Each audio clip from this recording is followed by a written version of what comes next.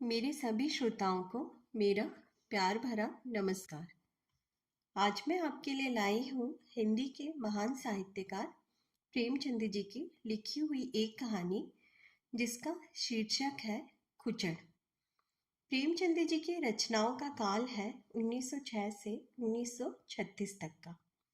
तो प्रस्तुत है कहानी खुचर। बाबू कुंदन लाल कचहरी से लौटे तो देखा कि उनकी पत्नी जी एक कुंजड़िन से कुछ साग भाजी ले रही हैं।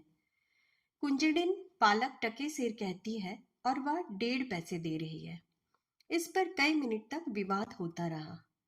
आखिर कुंजड़िन 1.5 ही पैसे पर राजी हो गई। अब तराजू और बाट का प्रश्न छिड़ा। दोनों पल्ले बराबर न थे। एक में पसंगा था। बाट भी पूरे न उतरते थे। पड़ोसिन के घर से सेर आया।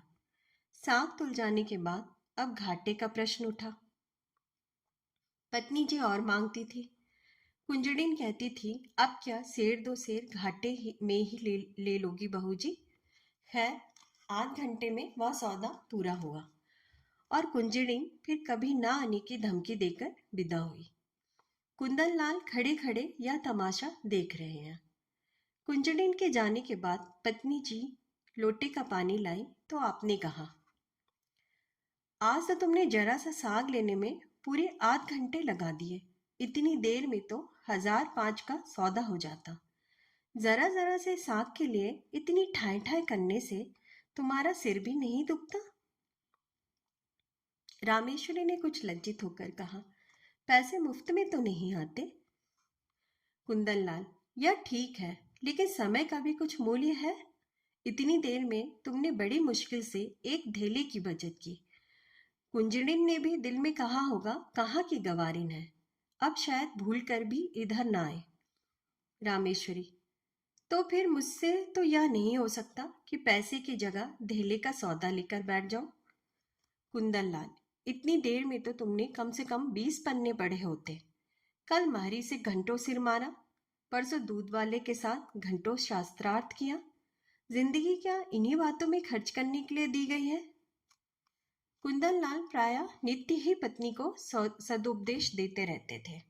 यह उनका दूसरा विवाह था। रामेश्वरी को आए अभी 2 महीने ही हुए थे। अब तक तो बड़ी ननद जी ऊपर के काम किया करती थी। रामेश्वरी की उनसे ना पटी। उसको मालूम होता था यह मेरा सर्वस्व ही लुटाए देती है। आखिर वह चली गई। तब से रामेश्वरी ही घर की स्वामिनी है। यह बहुत चाहती है कि पति को प्रसन्न रखे। उनके इशारों पर चलती है। एक बार जो बात सुन लेती है, गांठ बांध लेती है। पर रोज ही तो कोई ना कोई नई बात हो जाती है और कुंदन लाल को उसे उपदेश देने का अवसर मिल जाता है। एक दिन बिल्ली दूध पी गई। रामेश्वरी दूध गर्म करके लाई और स्वामी के सिरहाने रखकर पान बना रही थी कि बिल्ली ने दूध पर अपना ईश्वर प्रदत्त अधिकार सिद्ध कर दिया। रामेश्वरी यह अपहरण स्वीकार न कर सकी। रूल लेकर बिल्ली को इतनी जोर से मारा कि वह 2-3 लुढ़कियां खा गई। कुंदन लाल लेटे लेटे अखबार पढ़ रहे थे। बोले, और जो मर जाती? रामेश्वरी ने डिटाई के साथ कहा, तो दूध क्यों पी गई? कुंदन लाल, उसे मारने से दूध मिल तो नहीं गया। रामेश्वरी, जब कोई नुकसान कर देता है तो उस पर क्रोध आता ही है। कुंदनलाल, ना आना चाहिए। पशु के साथ आदमी भी क्यों पशु हो जाए? आदमी और पशु में इसके सिवा और क्या अंतर है? कुंदनलाल कई मिनट तक दया, विवेक और शांति की शिक्षा देते रहे। यहाँ तक कि बेचारी रामेश्वरी मारे ग्लानि के रो पड़ी। इसी भांति एक दिन रामेश्वरी ने एक भिक्षुक को दुत्कार दिया तो बाबू साहब ने फिर उपदेश देना शुरू किया। बोले, तुमसे ना उठा जाता हो तो लाओ मैं दे आऊं। गरीब को यूं ना दुत्कारना चाहिए। रामेश्वरी ने त्वरिया चढ़ाते हुए कहा, दिन भर तो तांता लगा रहता है, कोई कहाँ तक दौड़े। सारा देश भिकमंगों से ही तो भर गया है शायद।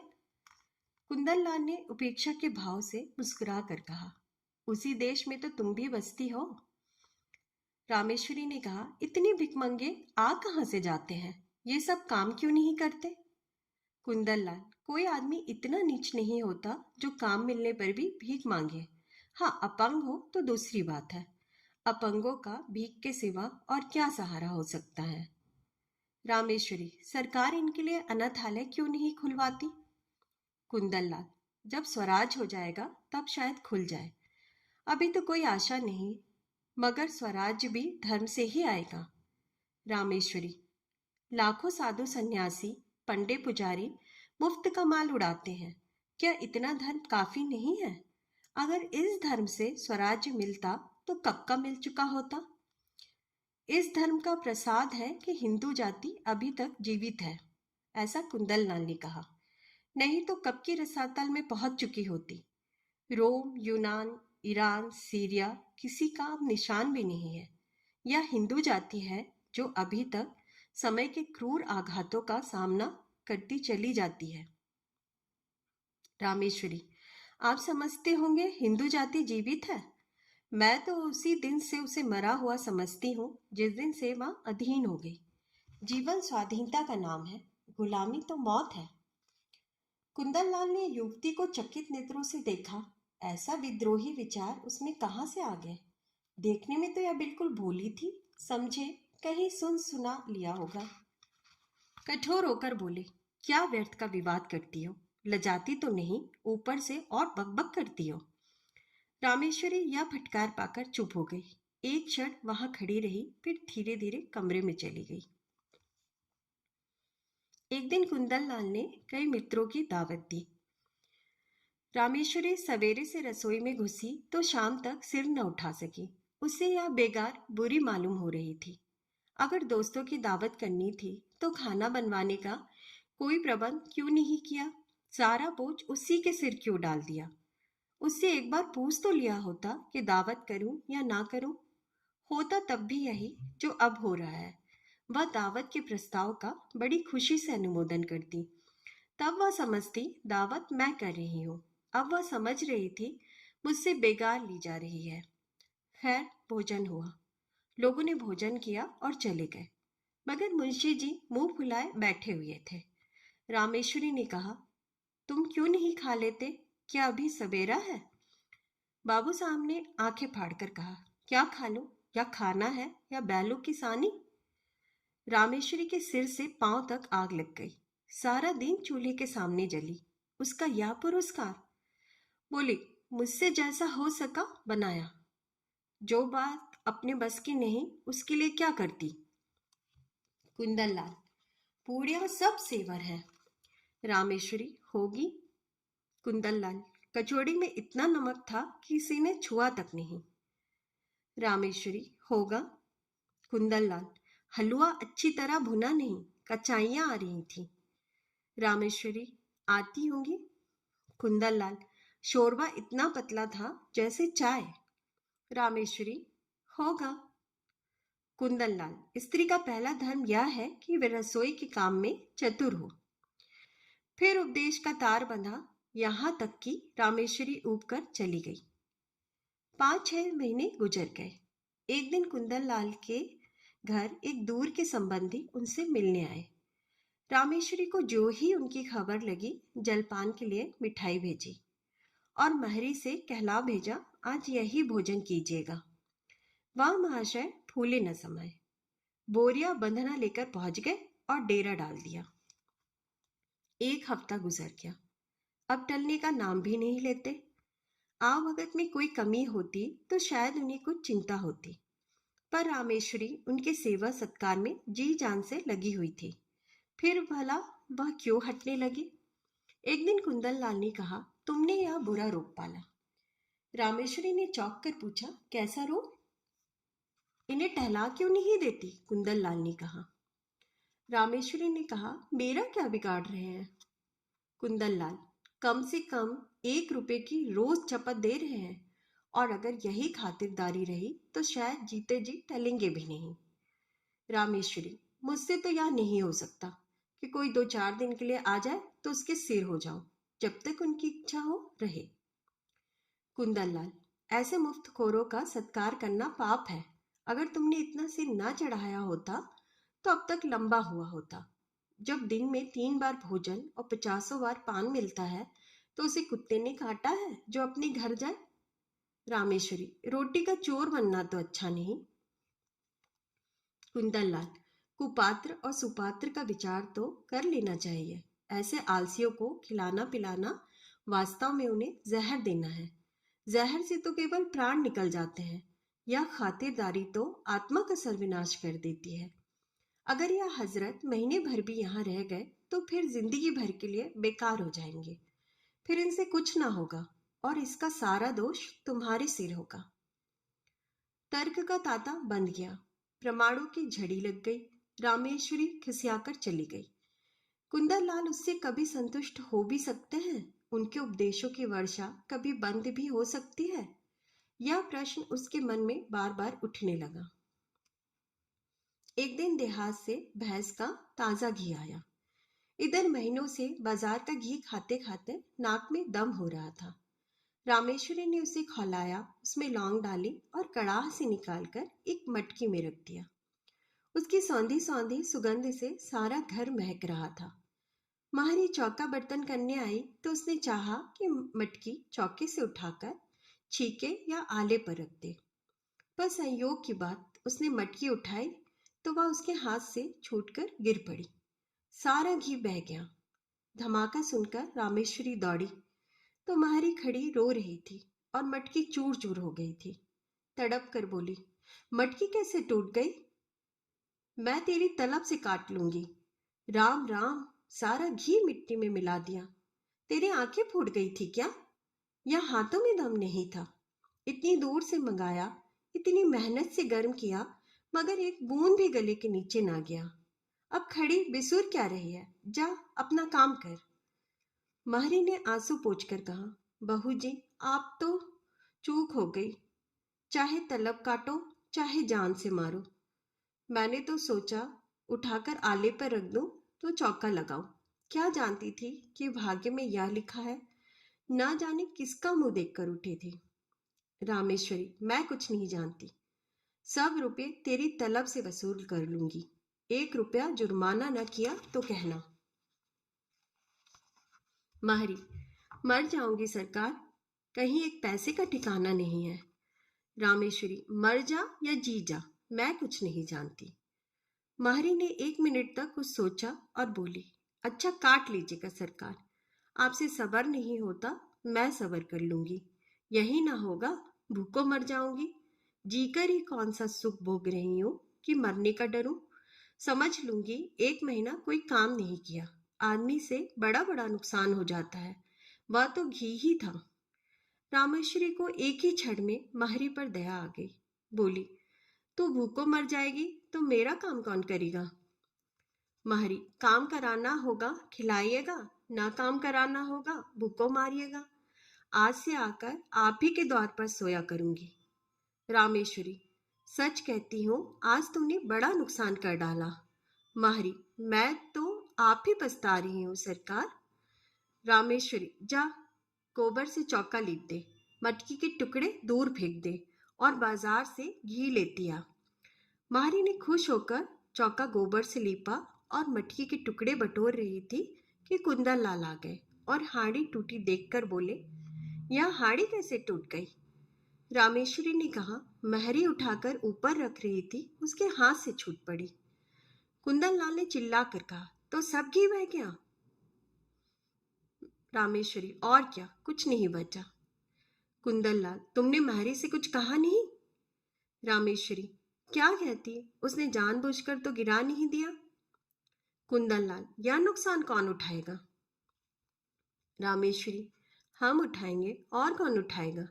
अगर मेरी ही हाथ छूट पड़ती तो क्या हाथ काट लेती? कुंदनलाल ने होठ चबाकर कहा, तुम्हारी कोई बात मेरी समझ में नहीं आती। जिसने नुकसान किया है उससे वसूल होना चाहिए। यही ईश्वरी नियम है। आंख की जगह आंख, प्राण के बदले प्राण। यह ईसा मसीह जैसे दयालु पुरुष का भी कथन है। अगर दंड का विधान संसार से उठ जाए तो यहाँ रहे कौन? सारी पृथ्वी रक्त से लाल हो जाए, हत्यारे दिन दहाड़े लोगों का गला काटने लगे। दंड ही से तो समाज की मर्यादा कायम है। जिस दिन दंड ना रहेगा, संसार ना रहेगा।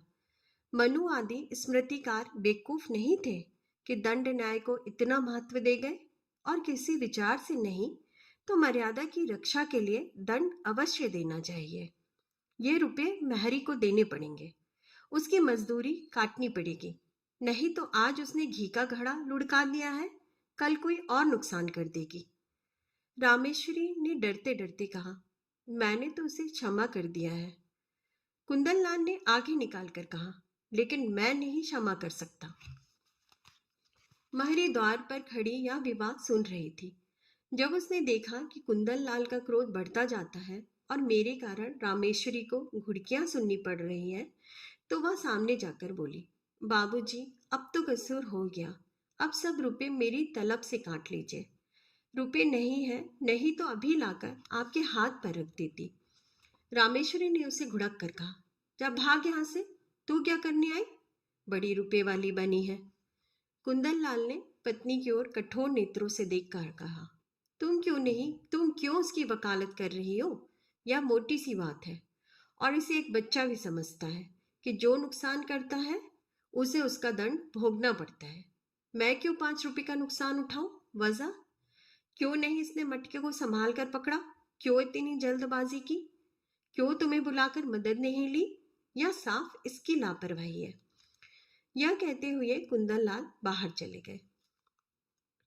रामेश्वरी इस अपमान से आहत हो उठी। डांटना ही था तो कमरे में बुलाकर एकांत में डांटते, महरी के समान उसे रुई की तरह ढूंढ डाला। उसकी समझ ही में ना आता था यह किस स्वभाव के आदमी है। आज एक बात करते हैं, कल उसी को काटते हैं, जैसे कोई झक्की आदमी हो। कहाँ तो दया और उदारता के अवतार बनते थे, कहाँ आज 5 रुपए के लिए प्राण देने लगे। बड़ा मजा आ जाए कल महरी बैठी रहे, कभी तो इनके मुख से प्रसन्नता का एक शब्द निकला होता। अब मुझे भी अपना स्वभाव बदलना पड़ेगा। यह सब मेरे सीधे होने का फल है। जो जो मैं तरह देती हूँ, आप जामे से बाहर होते हैं। इसका इलाज यही है कि एक कहे तो दो सुनाओ। आखिर कब तक और कहाँ तक सुनूं? कोई हद भी है, जब देखो डांट रहे हैं। जिसके मिजाज का कुछ पता ही ना हो, उसे कौन खुश रख सकता है? उस दिन जरा सा बिल्ली को मार दिया तो अब दया का उपदेश करने लगे। आज वह दया कहाँ गई? उनको ठीक करने का उपाय यही है कि समझ लो कोई कुत्ता भौंक रहा है। नहीं, ऐसा क्यों करो? अपने मन से कोई काम ही ना करो, जो यह कहे वही करो, न जौ भर कम न जौ भर ज्यादा। जब इन्हें मेरा कोई काम पसंद ही नहीं आता, मुझे कुत्ते ने काटा है जो बरबस अपनी टांग अड़ाऊं, बस यही ठीक है। वह रात भर इसी उधेड़ बुन में पड़ी रही। सवेरे कुंदन लाल नदी स्नान करने गए। लौटे तो 9 बज गए थे। घर में जाकर देखा तो चौका बर्तन ना हुआ था, प्राण सूख गए थे। पूछा, क्या महरी नहीं आई? रामेश्वरी, नहीं। कुंदन लाल, तो फिर? रामेश्वरी, जो आपकी आज्ञा। कुंदन लाल, यह तो बड़ी मुश्किल है। रामेश्वरी, हाँ है तो। कुंदन लाल, पड़ोस की महरी को क्यों ना बुला लिया? रामेश्वरी, किसके हुक्म से बुलाती? अब हुक्म हुआ है, बुलाई लेती हूँ। कुंदन लाल, अब बुलाओगी तो खाना कब बनेगा? 9 बज गए, और इतना तो तुम्हें अपनी अक्ल से काम लेना चाहिए था कि महरी नहीं आई तो पड़ोस वाली को बुला ले। रामेश्वरी, अगर उस वक्त सरकार पूछते क्यों दूसरी महरी बुलाई तो क्या जवाब देती? अपनी अक्ल से काम लेना छोड़ दिया, अब तुम्हारी अक्ल से काम लूंगी। मैं यह नहीं चाहती कि कोई मुझे आंखें दिखाए। कुंदन लाल, अच्छा, तो इस वक्त क्या होना है? रामेश्वरी, जो हुजूर का हुक्म हो। कुंदन लाल, तुम मुझे बनाती हो? रामेश्वरी, मेरी इतनी मजाल कि आपको बनाओ? मैं तो हुजूर की लौंडी हूं, जो कहिए वह करूं।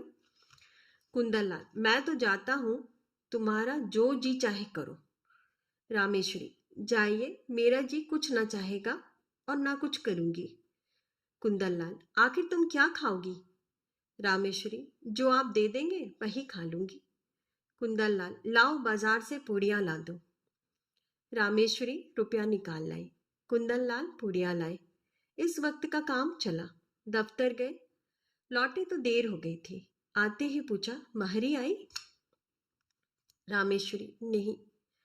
कुंदन लाल, मैंने तो कहा था पड़ोस वाली को बुला लेना। रामेश्वरी, बुलाया था, वह 5 रुपए मांगती है। कुंदन लाल, तो 1 ही रुपए का फर्क था, क्यों नहीं रख लिया? रामेश्वरी, मुझे यह हुक्म न मिला था। मुझसे जवाब तलब होता कि 1 रुपया ज्यादा क्यों दे दिया। खर्च की किफायत पर उपदेश दिया जाने लगता तो क्या करती? कुंदन लाल, तुम बिल्कुल मूर्ख हो। रामेश्वरी, बिल्कुल। कुंदन लाल, तो इस वक्त भी भोजन ना बनेगा? रामेश्वरी, मजबूरी है। कुंदन लाल सिर थामकर चारपाई पर बैठ गए। यह तो नई विपत्ति गले पड़ी। पूड़ियाँ उन्हें रुचती ना थी। जी में बहुत झुंझलाए। रामेश्वरी को 2-4 उल्टी सीधी सुनाई, लेकिन उसने मानो सुना ही नहीं। कुछ बस ना चला तो महरी की तलाश में निकले। जिसके यहाँ गए मालूम हुआ महरी काम करके चली गई। आखिर एक कहार मिला, उसे बुला लाए। कहार ने 2 आने लिए और बर्तन धोकर चलता बना। रामेश्वरी ने कहा, भोजन क्या बनेगा? कुंदन लाल, रोटी तरकारी बना लो, या इसमें कुछ आपत्ति है? रामेश्वरी, तरकारी घर में नहीं है। कुंदन लाल, दिन भर बैठी रही, तरकारी भी ना लेते बनी। अब इतनी रात गए, तरकारी कहाँ मिलेगी? रामेश्वरी, मुझे तरकारी ले रखने का हुक्म ना मिला था। मैं पैसा धेला ज्यादा दे देती तो? कुंदन लाल ने विवशता से दांत पीसकर कहा, आखिर तुम क्या चाहती हो? रामेश्वरी ने शांत भाव से जवाब दिया, कुछ नहीं, केवल अपमान नहीं चाहती। कुंदन लाल, तुम्हारा अपमान कौन करता है? रामेश्वरी, आप करते हैं। कुंदन लाल, तो मैं घर के मामले में कुछ ना बोलूं? रामेश्वरी, आप ना बोलेंगे तो कौन बोलेगा? मैं तो केवल हुक्म की ताबेदार हूं। रात दाल रोटी पर कटे। दोनों आदमी लेटे। रामेश्वरी को तो तुरंत नींद आ गई। कुंदन लाल बड़ी देर तक करवटें बदलते रहे। अगर रामेश्वरी इस तरह सहयोग ना करेगी तो एक दिन भी काम ना चलेगा। आज ही बड़ी मुश्किल से भोजन मिला। इसकी समझ ही उल्टी है। मैं तो समझाता हूँ या समझती है डांट रहा हूँ। मुझसे बिना बोले रहा भी तो नहीं जाता। लेकिन अगर बोलने का यह नतीजा है तो फिर बोलना फिजूल है। नुकसान होगा बला से, या तो ना होगा कि दफ्तर से आकर बाजार भागो। माहिरी से रुपए वसूल करने की बात इसे बुरी लगी और थी भी बेजा। रुपए तो ना मिले, उल्टे माहिरी ने काम छोड़ दिया। रामेश्वरी को जगाकर बोले, कितना सोती हो तुम? रामेश्वरी, मजदूरों को अच्छी नींद आती है। कुंदन लाल, चिढ़ाओ मत। माहिरी से रुपए ना वसूल करना। रामेश्वरी, बात तो लिए खड़ी है शायद। कुंदन लाल, उसे मालूम हो जाएगा तो काम करने आएगी। रामेश्वरी, अच्छी बात है, कहला भेजूंगी। कुंदन लाल, आज से मैं कान पकड़ता हूं, तुम्हारे बीच में ना बोलूंगा। रामेश्वरी, और जो मैं घर लुटा दूं तो? कुंदन लाल, लुटा दो चाहे मिटा दो, मगर रूठो मत। अगर तुम किसी बात में मेरी सलाह पूछोगी तो दे दूंगा, वरना मुंह ना खोलूंगा। रामेश्वरी, मैं अपमान नहीं सह सकती। कुंदन लाल, इस भूल को भी क्षमा करो। रामेश्वरी, सच्चे दिल से कहते हो ना? कुंदन लाल, सच्चे दिल से। आप सब